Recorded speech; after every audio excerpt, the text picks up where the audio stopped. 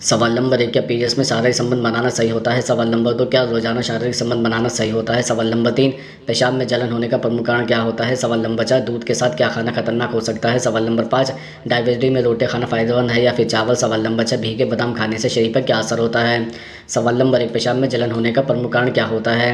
दरअसल अगर आपको पेशाब करते समय जलन, पेशाब के रंग का हल्का होना, पेशाब में झाग बनना, खून आने जैसे लक्षण नजर आए तो मतलब आपको यूरिन इन्फेक्शन हो गया है। मूत्र संक्रमण की समस्या महिलाओं में ज़्यादा देखने को मिलती है। आखिर पेशाब में जलन होने के क्या कारण है, आइए जानते हैं। जैसे अगर आपको पेशाब करते समय जलन महसूस होती है तो इसका मतलब आपने पानी का सेवन कम कर दिया है। इसके अलावा आप ज़्यादा गर्म और तली भुनी चीज़ें आहार में ज़्यादा शामिल कर रहे हैं। इसके अतिरिक्त गुर्दे की पथरी के कारण भी मूत्र संक्रमण होता है। वहीं जो लोग दवाइयों का सेवन ज़्यादा करते हैं उन्हें भी पेशाब करते समय जलन महसूस होती है। कुछ लोग नींद और डिप्रेशन की दवाई खाते हैं जिसके कारण उन्हें इस समस्या से जूझना पड़ता है। इसके अतिरिक्त अगर आपको इस तरह की परेशानी होती है तो सबसे पहले पानी की मात्रा शरीर में बढ़ाएं। इस समस्या में नारियल का पानी बहुत फ़ायदेमंद होता है। वहीं यूरिन इन्फेक्शन से निजात पाने के लिए आप विटामिन सी वाले फलों का सेवन करें। यह पेशाब में होने वाली जलन को कम करने में कारगर होता है। साथ ही इससे स्किन और हेयर प्रॉब्लम की समस्या से भी निजात मिलती है। दरअसल जब पेशाब में जलन की समस्या हो तो मीठी ड्रिंक, मांस मछली, चाय, कॉफ़ी, अल्कोहल, कार्बोहाइड्रेट्स ड्रिंक आदि का सेवन नहीं करना चाहिए। यह सारे खाद्य पदार्थ समस्या को बढ़ावा देने का काम करता है। सवाल नंबर 2, दूध के साथ क्या खाना खतरनाक हो सकता है? दरअसल ऐसा माना जाता है कि दूध और प्रोटीन को कभी भी एक साथ नहीं लिया जाना चाहिए। ऐसा इसलिए क्योंकि यह आपके पेट को हैवी कर सकता है और वजन बढ़ने का कारण बन सकता है। प्रोटीन वाला भोजन और दूध को एक साथ खाने से शरीर में भारीपन और डाइजेशन से जुड़ी परेशानी हो सकती है, लेकिन यह उन लोगों को फ़ायदा भी पहुंचा सकता है जो अपनी बढ़ती उम्र में मसल बढ़ाना और स्ट्रॉन्ग करना चाहते हैं। इसके अलावा दूध के साथ मछली खाने से भी खास तौर से बचना चाहिए क्योंकि मांस और मछली की तासीर गर्म होती है जबकि दूध की तासीर ठंडी होती है। जब हम इन दोनों का सेवन एक साथ करते हैं तो शरीर में इसकी वजह से केमिकल असंतुलन पैदा हो सकता है जो स्वास्थ्य के बिगड़ने का कारण बन सकता है। एक न्यूट्रिशन ने बताया है कि 2 प्रोटीन वाली चीज़ों को एक साथ सेवन करने से बचना चाहिए क्योंकि दूध भी प्रोटीन से भरपूर होता है, इसलिए आपको दूध के साथ मछली और मांस नहीं खाना चाहिए। यह तो आप जानते ही हैं कि दूध को फाड़ने और पनीर बनाने के लिए अक्सर दूध में नींबू का रस मिलाया जाता है। जैसा कि दूध में नींबू मिलाने से ऐसा प्रभाव होता है तो सोचिए ऐसे साइट्रिक फूड आपके पेट का क्या हाल करते होंगे। एक्सपर्ट चेतावनी देता है कि दूध के साथ एसिडिटी सिस्टम और विटामिन सी वाले फूड आइटम का सेवन नहीं करना चाहिए। इसके अलावा दूध के साथ फलों को मिलाकर जूस बनाने का तरीका काफ़ी पुराना है। हालांकि स्पष्ट चेतावनी देता है कि सभी तरह के फलों को दूध के साथ नहीं मिलाया जाना चाहिए। सुनने में आपको थोड़ा अजीब सा लग सकता है लेकिन शेक स्वास्थ्य के लिए फ़ायदेमंद नहीं होता है। दूध एक एनिमल प्रोटीन है इसलिए इसे कुछ फलों के साथ मिलाने से डाइजेशन से जुड़ी समस्या और एसिडिटी पैदा हो सकती है। केला और दूध भी सही मिश्रण नहीं है क्योंकि यह खांसी और सर्दी का कारण बन सकता है। दूध के साथ लिए जाने वाले सुरक्षित फल आम, खजूर, एवोकाडो और अंजीर हैं। सवाल नंबर 3, डायबिटीज़ में रोटी खाना फ़ायदेमंद होता है या फिर चावल खाना? दरअसल रोटी में प्रोटीन, कार्बोहाइड्रेट्स और हाई फाइबर मौजूद होता है। वहीं इसमें कोलेस्ट्रॉल न के बराबर होता है। वहीं बात करें चावल की तो इसमें कार्बोहाइड्रेट्स तो मौजूद होता है लेकिन इसमें प्रोटीन, कोलेस्ट्रॉल और फाइबर कम होता है। फाइबर कम और कार्बोहाइड्रेट ज़्यादा होने की वजह से इन दोनों का साथ में सेवन ब्लड शुगर लेवल को बढ़ा सकता है। इसलिए बेहतर होगा कि यदि आप इनका सेवन साथ में करते भी हैं तो दोनों को सीमित मात्रा में खाएं और अपने डॉक्टर से सलाह जरूर लें। दरअसल गेहूं से बनी रोटी और चावल दोनों का ही ग्लाइसेमिक इंडेक्स हाई होता है और जब आप इसका सेवन एक साथ करते हैं तो शुगर को तेज़ी से बढ़ सकती है। बेहतर होगा कि अगर आप रोटी और चावल का सेवन करते हैं तो इसके साथ अपने खाने में फाइबर से भरपूर खाने को शामिल करें। हरी पत्तेदार सब्जियां ब्लड शुगर के स्पाइक को रोकने में मदद कर सकती हैं। सवाल नंबर 4, भीगे बादाम खाने से शरीर पर क्या असर होता है? दरअसल यह बात सच है कि भीगे हुए बादाम खाने से दिल हेल्दी रहता है और ख़राब कोलेस्ट्रॉल में राहत मिलती है और बढ़िया कोलेस्ट्रॉल बढ़ता है। भीगे हुए बादाम खाने से इसे मौजूद विटामिन ई और एक एंटीऑक्सीडेंट के तौर पर काम करता है। बादाम में मौजूद यह तत्व उम्र और सूजन को रोकता है जो कि फ्री रेडिकल से होता है। सूखे हुए बादाम के मुकाबले भीगे हुए बादाम एंजाइम रिलीज करने में मदद करता है जो कि पाचन प्रक्रिया के लिए अच्छे होता है।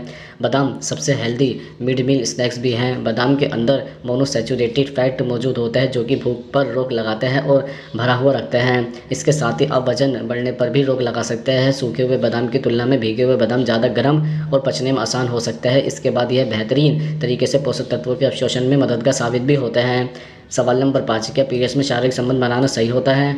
दरअसल महिलाओं को हर महीने मासिक धर्म से गुजरना पड़ता है, मगर शादीशुदा महिला इस बात को लेकर कंफ्यूज रहती है कि इस दौरान संबंध बनाना चाहिए या नहीं।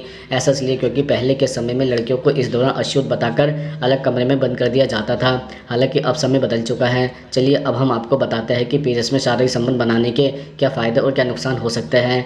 जैसे पीरियड्स में शारीरिक संबंध बनाने में कोई दिक्कत नहीं है, हालांकि पीरियड्स में यौन संबंध बनाने में कभी कभी गड़बड़ हो सकती है।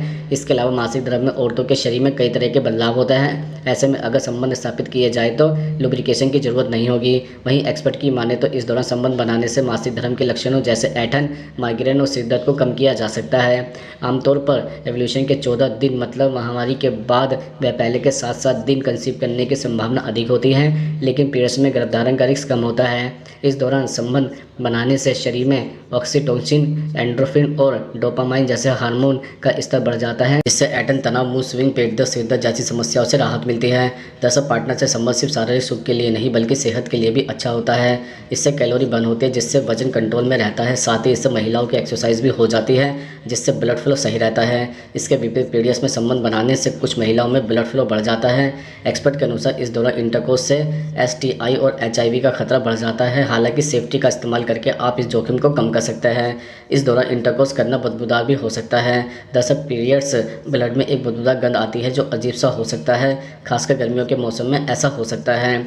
सवाल नंबर 6, क्या रोजाना शारीरिक संबंध बनाना सही होता है? दरअसल रोजाना शारीरिक संबंध बनाना उस समय तक हानिकारक नहीं होता है जब तक कि यह सहमति से और सुरक्षित तरीके से किया जाए, लेकिन कुछ लोगों को रोजाना शारीरिक संबंध बनाने से बचने की आवश्यकता होती है। शारीरिक संबंध बनाने के लिए आपको फिट रहना बहुत जरूरी होता है, अन्यथा कई बार इसके नुकसानदायक परिणाम भी व्यक्ति को उठाने पड़ जाते हैं। नियमित यौन गतिविधि से शारीरिक और भावनात्मक दोनों तरह के फायदे होते हैं। इनमें तनाव कम होना, हृदय स्वास्थ्य में सुधार, मूड ठीक होना और पार्टनर के बीच बॉन्डिंग स्ट्रॉन्ग होना शामिल है। दरअसल आज के इस तेज रफ्तार दिनचर्या में हर कोई व्यस्त है। इसी व्यस्तता के कारण लोग अक्सर तनाव व चिंता से घिरे रहते हैं। खासकर पति पत्नी काम व परिवार के बीच तालमेल बनाने के चक्कर में अक्सर अपने आप को तनावपूर्ण स्थिति में फंसा हुआ महसूस करते हैं। ऐसे में शारीरिक संबंध बनाना तनाव को काफ़ी हद तक कम कर सकता है। कई शोध में इस बात की पुष्टि हुई है कि सेक्स करने से चिंता व तनाव को कम किया जा सकता है। ऐसा इसलिए क्योंकि सेक्स तनाव पैदा करने वाले हार्मोन यानी कोर्टिसोल और एंड्रोलाइन को कम कर सकता है। साथ ही इससे एंड्रोफिन और ऑक्सीटोसिन भी रिलीज होता है, जिस कारण तनाव को कम करने और मन को शांत रखने में मदद मिल सकती है। इसके अलावा मूड को अच्छा रखने के लिए आप भी शारीरिक संबंध बनाना मददगार हो सकता है। इससे फील गुड हार्मोन की वृद्धि होती है और इसका असर अगले दिन तक बरकरार भी रहता है। ऐसे में यह माना जा सकता है कि अच्छे मूड के लिए शारीरिक संबंध जरूरी है। दरअसल शारीरिक संबंध बनाना हृदय को स्वस्थ रखने में भी मददगार होता है। इससे तनाव कम हो सकता है और नींद भी बेहतर हो सकती है, जो हृदय को स्वस्थ रखने में भी सहायक हो सकता है। इतना ही नहीं, इससे ब्लड प्रेशर को भी कंट्रोल करने में मदद मिलती है, जिसका सीधा असर हृदय स्वास्थ्य पर पड़ता है। इसके विपरीत हम आपको यह भी बता दें कि रोज शारीरिक संबंध बनाने से अक्सर त्वचा पर भी असर पड़ सकता है। त्वचा सूखी होने की संभावना हो सकती है। इतना ही नहीं, त्वचा के फटने से शरीर में बैक्टीरिया भी जा सकता है, जिससे इन्फेक्शन का जोखिम बढ़ सकता है। इसके अलावा जब संक्रमण की बात हो रही है तो हम आपको बता दें कि रोज़ रोज़ शारीरिक संबंध करने से मूत्रपत्र में संक्रमण का खतरा भी बढ़ जाता है। दरअसल शारीरिक संबंध बनाने के दौरान बैक्टीरिया आसानी से मूत्रपत्र से अंदर जा सकता है, जो UTI का कारण बन सकता है। इसके अलावा यौन संचारित संक्रमण का जोखिम भी बढ़ सकता है।